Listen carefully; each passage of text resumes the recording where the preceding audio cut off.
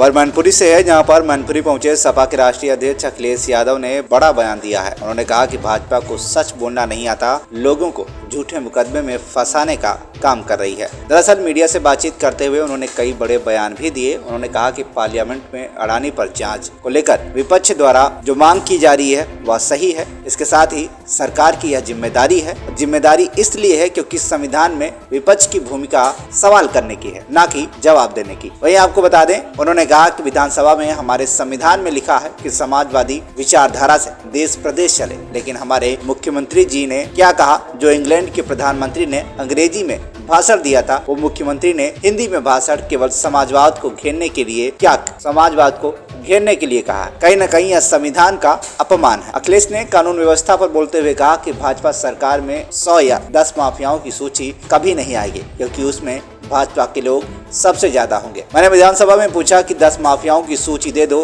लेकिन सरकार ने आज तक नहीं बताया। केशव प्रसाद मौर्य के बयान पर हम लोगों ने राम मंदिर बनवाया, लेकिन सपा ने कार्यसेवकों पर गोलियां चलवाई थी, जिस पर अखिलेश ने कहा कि हमारे मुख्यमंत्री जी ने एक शूद्र को अपने पास रखा है और उसी से बुलवाते हैं। इसके साथ ही उन्होंने कई तीखी प्रतिक्रिया भी दी है। सिंह जी का धन्यवाद देता हूं कि उन्होंने भागवत के कार्यक्रम में हम लोगों को बुलाया, न केवल हम लोगों को बुलाया बल्कि जनता को भी पूजा शास्त्री को सुनने का मौका मिला है। सबसे अच्छी बात यह, ग्रामीण क्षेत्र में लगातार इस तरह के आयोजन होते हैं, कार्यक्रम होते रहते हैं। इससे हमारा समाज जुड़ता है और जो हमारे धर्म की अच्छी बातें हैं वो उन तक पहुंचती हैं, ना कि वो जो भारतीय जनता पार्टी फैलाना चाहती है। पार्लियामेंट में अडानी को जांच को लेकर विपक्ष एक बार होकर ईडी और सीबीआई पे भी आरोप लगा रही है कि सरकार उसका दुरुपयोग कर रही है। देखिए, लोकसभा चलाने की जिम्मेदारी सरकार की है और इसलिए सरकार की है कि विपक्ष की लोकतंत्र में भूमिका ये कि सवाल करे, उनसे जवाब मांगे। ये जवाब क्यों नहीं देना चाहते हैं? और अगर ये बात कह रहे हैं कि विदेश में कोई बात लोकतंत्र को लेकर के कही गई है, आपके ही उत्तर प्रदेश के विधानसभा में संविधान में जो हमारे प्रेम्बल में लिखा है, समाजवादी देश बने, समाजवादी विचारधारा से देश प्रदेश चले, उसके बारे में उत्तर प्रदेश के मुख्यमंत्री जी ने क्या कहा? उन्होंने वो कहा जो इंग्लैंड की एक प्रधानमंत्री ने कभी अंग्रेजी में भाषण दिया था।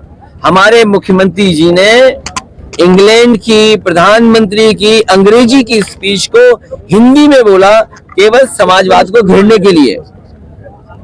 तो क्या ये संविधान का अपमान नहीं है? क्या बाबा साहब भीमराव अम्बेडकर जी का लिखा हुआ संविधान के खिलाफ नहीं बोल रही है सरकार के लोग? लगातार किया जा रहा, विपक्ष लगातार आरोप लगा रही सरकार के ऊपर। वहीं राहुल गांधी ने भी विदेश में जाके लोकतंत्र की हत्या हो रही है देश में, इसको लेकर कहा था। इसको लेकर इसीलिए मैंने कहा कि अगर लोकतंत्र की हत्या हो रही है तो हमारे मुख्यमंत्री विधानसभा में उसी देश की, इंग्लैंड की प्रधानमंत्री का भाषण क्यों पढ़ रहे थे?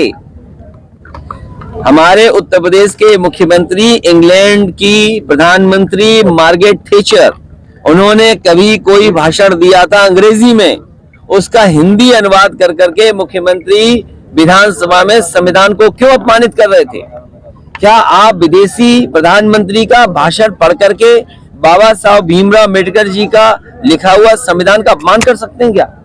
ये अधिकार किसने दिया आपको? और फिर आज के समय पर यूट्यूब, गूगल, आप यहाँ जो बोल रहे हो सब दिखाई दे रहा है। अरे संभल में एक पत्रकार ने एक मंत्री से केवल यही तो सवाल पूछा था कि हमारे क्षेत्र में जो विकास के वादे किए थे वो पूरे क्यों नहीं कर रहे हैं आप?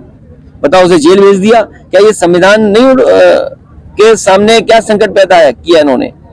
क्या ये संविधान से चल रहे हैं लोग, कानून से चल रहे हैं? उत्तर प्रदेश सरकार कानून व्यवस्था को लगातार बात कर रही है। ये भारतीय जनता पार्टी की सरकार में 100 माफियाओं की सूची कभी नहीं आएगी, 10 माफियाओं की सूची कभी नहीं आएगी। इसलिए नहीं आएगी क्योंकि जब भी सूची जारी होगी उसमें भारतीय जनता पार्टी के लोग सबसे ज्यादा होंगे। ममता जी से भाई मैंने विधानसभा में पूछा कि टॉप 10 माफियाओं की सूची दे दो, टॉप 100 माफियाओं की सूची दे दो। आज तक सरकार ने नहीं बताया। सरकार इसलिए नहीं बता रही है क्योंकि सबसे ज्यादा बीजेपी के लोग निकलेंगे उसमें। आज आप बताइए मैनपुरी में जमीन कौन कब्जा कर रहा है? गैर कानूनी काम मैनपुरी में कौन कर रहा है? सब बीजेपी के लोग कर रहे हैं। ये परसों पत्रकार एक खबर बना रहा था, कुछ लोगों ने पत्रकार उसकी बेटी को बहुत मारा। मैनपुरी से आमिर अली की रिपोर्ट, TV1 इंडिया न्यूज। अगर आपको हमारी ये खबर पसंद आई तो वीडियो को लाइक करें, शेयर करें, साथ ही साथ हमारे चैनल को सब्सक्राइब करना ना भूलें। धन्यवाद।